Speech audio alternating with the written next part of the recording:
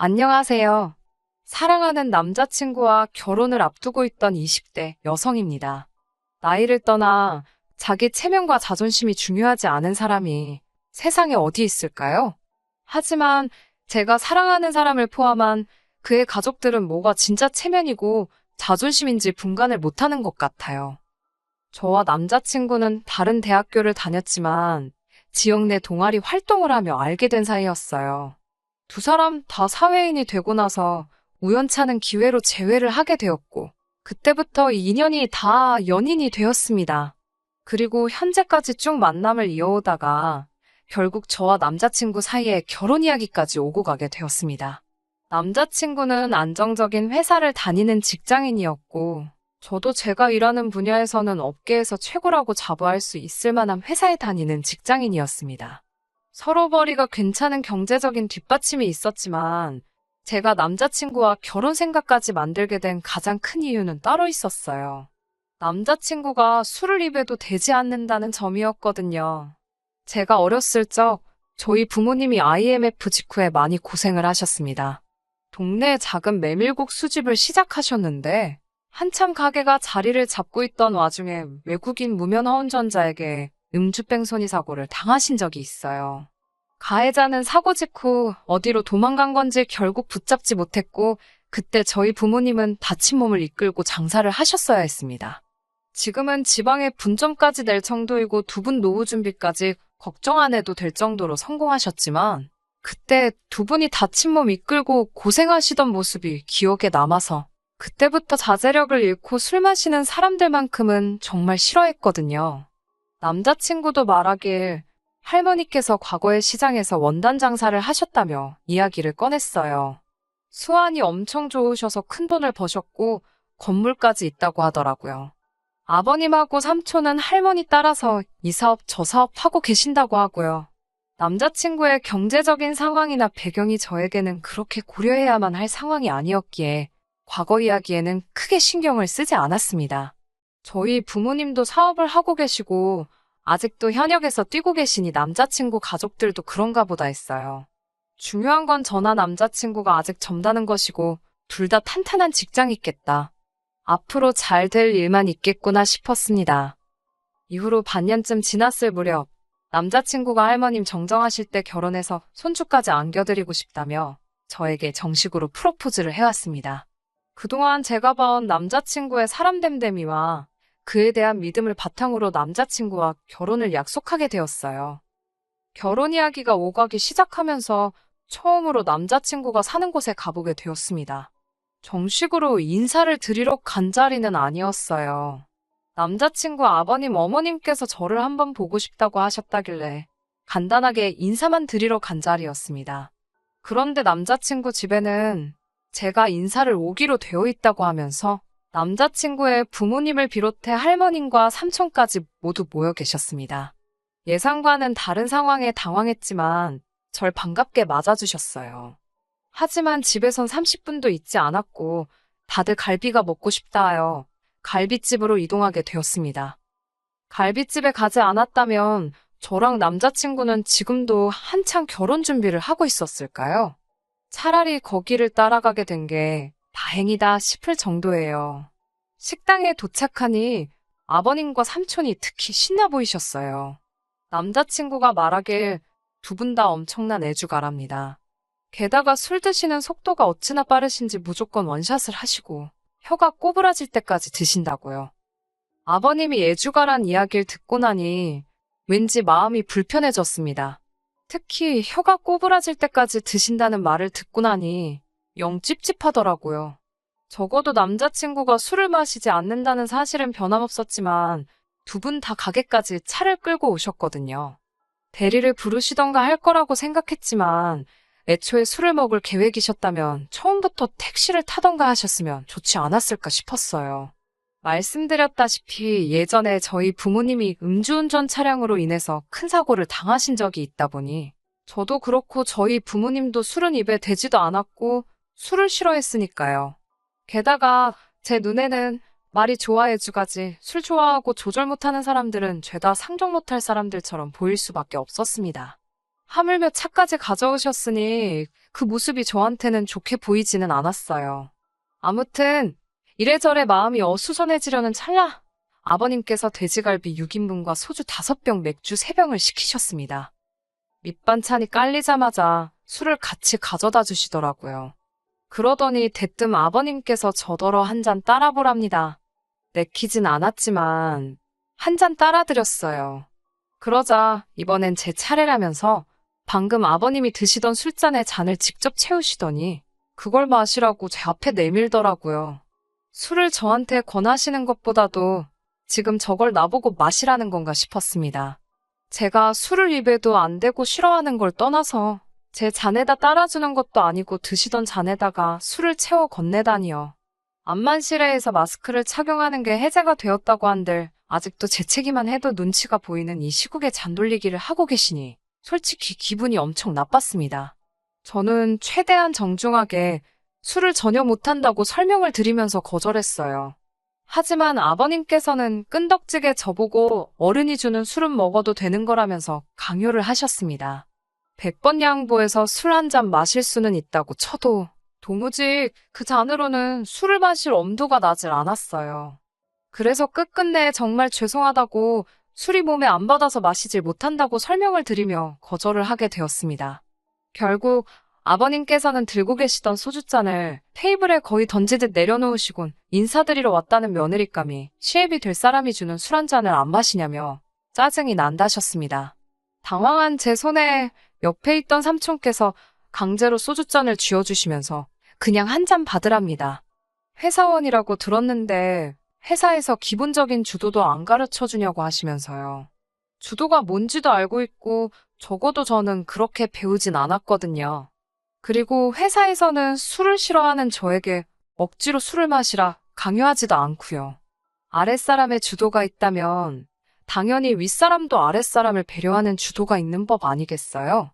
하지만 남자친구도 저를 보며 어쩔 수 없다는 눈빛으로 한 잔만 받아달라는 듯한 눈초리로 저를 바라보고 있었고요.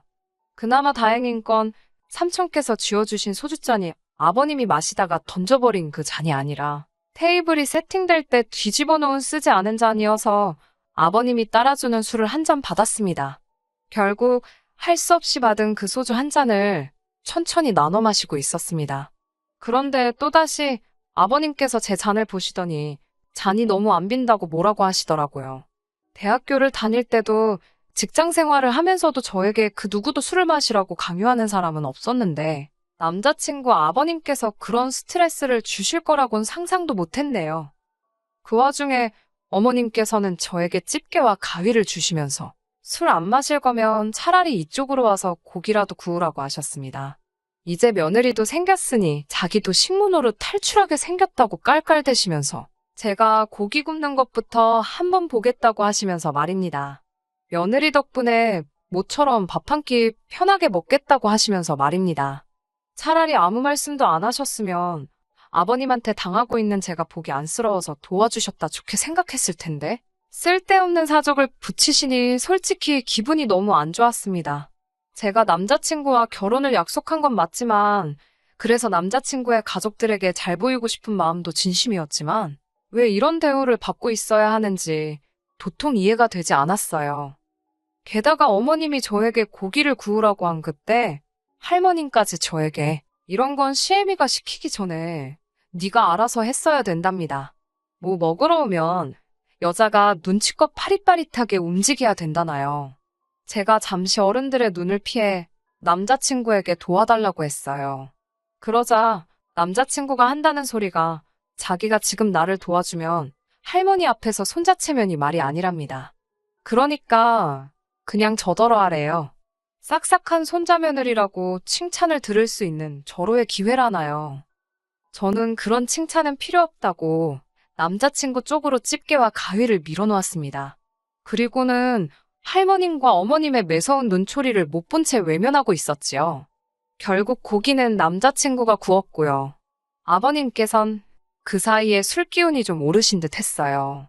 가만히 저를 쳐다보시더니 잠깐 여기 옆으로 좀 와서 앉아보랍니다. 시아버지한테 고기쌈이나 하나 싸서 입안에 넣어주라고요.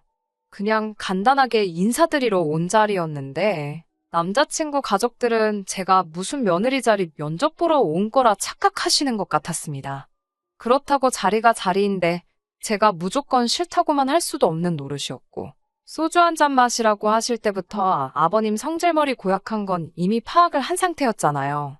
거기서 뻐기고 있어봐야 목소리만 커지겠다 싶어서 쌈 하나 싸드렸죠. 그나마 다행인 건 원래 바라신 대로 입에는 넣어드리지 않고 그냥 드렸더니 그쯤 하면 됐다 싶은 모양새로 별말을 안 하시더군요. 그리고 나서 아버님께서도 며느리도 한입 해야지 않겠냐고 쌈을 싸서 주시길래 제 입으로 가져다 주기 전에 잽싸게 손으로 받아서 입에 넣었습니다. 그런데 그걸 보더니 아버님이 저한테 성질을 부리기 시작했어요. 저희 부모님이 저한테 식사 예절을 안 가르쳤냐고 합니다. 입에 안 넣어준 게 문제인가? 사주는 걸 손으로 받아먹은 게 문제인가? 왜 또 저러고 계시나 그렇게 생각하고 있었는데 어른을 앞에 두고 쌈을 그냥 먹는 게 어딨냐입니다. 뭔 소리를 하시는 건가 싶었는데 어른이 앞에 있으면 고개를 돌려서 먹는 게 당연하지 않냐고 하시는 거예요. 아까는 술 마시면서 주도 타령을 하시더니 쌈 싸먹을 때도 고개를 돌려서 먹어야 되는 쌈도가 따로 있는 거였나요? 생전 처음 들어보는 식사 예절에 저희 부모님까지 거들먹거리시니 기분이 굉장히 나빴습니다. 게다가 이번에도 역시 남자친구는 아버님이 저한테 언성을 높이고 있는 가운데 또 상황을 애써 못 본 척하고 있더라고요. 잘못한 게 없으니 그 앞에 죄송하단 말은 전혀 하고 싶지 않았어요. 그래서 가만히 있었습니다. 제가 굽히지 않고 있으니 아버님은 저한테 계속 큰 소리 치고 계시고 차라리 속으로는 제가 며느리감으로 불합격이 되었으니 결혼 허락을 안 하겠다고 여기서 이만 가보라고 해주셨으면 싶었습니다. 제가 제 발로 그 자리를 뛰쳐나갈 수도 있었지만 그때는 행여나 그게 예의 없는 행동이고 그로 인해 저희 부모님 얼굴에 먹칠을 하게 되지 않을까 싶어서 가만히 있었거든요. 제가 계속해서 아무 말도 없으니 아버님은 어디서 못각 같은 며느리감을 데리고 왔다며 당신은 나긋나긋한 여자가 좋으니 남자친구에게 결혼하면 저를 교육 좀 잘 시켜서 태도 좀 고치게 하랍니다. 술도 좀 배우고 주도도 배우고 기본 예절도 배워서 어른들 있을 땐 어떻게 해야 하는지 좀 배우라면서요. 게다가 어머님과 할머님까지 저더러 식당에 사람들도 많은데 시댁 어른들 체면도 생각 안 하고 싫다 소리만 계속하면 어쩌냐입니다. 옆 테이블 사람들이 저 때문에 당신들을 비웃고 있답니다. 남자친구한테도 너 사귀면서 남자친구라고 제대로 대접이나 받고 사귀었냐며 무안을 주시더라고요. 상황이 이쯤 되니 이미 저는 이 집구석에 잔뜩 질려버렸어요. 어떻게 집안에 정상적인 사람이 한 명도 없는 건지. 그나마 정상이라고 생각했던 남자친구마저 제가 처한 상황에 한마디도 나서지 않고 있으니 아무리 봐도 제가 이런 대우를 받는 게 당연하다고 생각하는 사람인 게 아닌가 싶었습니다. 차라리 결혼 이야기를 꺼내기 전에 나는 내 가족들이 먼저고 내 가족들이 너한테 어떠한 행동을 해도 너가 다 참아야 한다고 말해줬으면 애초부터 결혼하자는 말에 알겠다 대답하지 않았을 텐데 라는 생각이 들더라고요. 아니면 처음부터 자기 가족들이 하자가 있는 걸 알고 있었고 그 사실을 들키면 결혼하려 드는 사람이 없겠다는 확신을 가지고 있었던가? 그래서 어디 눈먼 여자가 있어서 운 좋게 결혼하면 다행이고 아니면 말고 하는 식으로 그런 게 아닐까? 남자친구 머릿속을 들여다볼 수는 없으니 제 생각에는 아무리 생각해도 둘 중에 하나밖에 없겠다고 생각했습니다. 술이 더 들어가자 아버님과 삼촌께서는 별 이야기를 다 꺼내시더라고요. 그리고 그 와중에 제가 미처 남자친구에게서 듣지 못한 이야기들도 있었습니다. 삼촌께서는 젊은 날 반복된 사업 실패로 신용불량자가 되었다는 이야기를 자랑처럼 하더라고요. 아버님도 사업을 하고 계시기는 하는데 마땅한 수입이 없으신 건지 싶었습니다. 그렇게 주고받던 이야기가 결국에는 조카 자랑, 자식 자랑으로 넘어가더라고요. 형님이 자식 하나는 잘 키웠다고요. 우리 집안 짊어지고 가는 모습이 장하다고 하시는 거예요. 그러면서 알게 된 충격적인 사실은 남자친구의 부모님은 물론 삼촌부터 할머님까지 전적으로 남자친구가 벌어오는 돈에 기대서 살고 있더라고요. 제가 온다고 해서 아버님 댁에 다른 분들이 오셔서 모인 게 아니셨고 그 집에서 5이 온 식구가 모여 살고 있었던 겁니다. 자세히는 모르겠는데 왕년에 잘 나갔을 때 이야기를 계속 꺼내시는 걸 보니 남자친구 말대로 할머님이 돈을 잘 버셨던 건 사실인 것 같지만 아버님이고 삼촌분이시고 두 사람이 사업으로 할머님 재산을 날려먹은 것처럼 보였어요.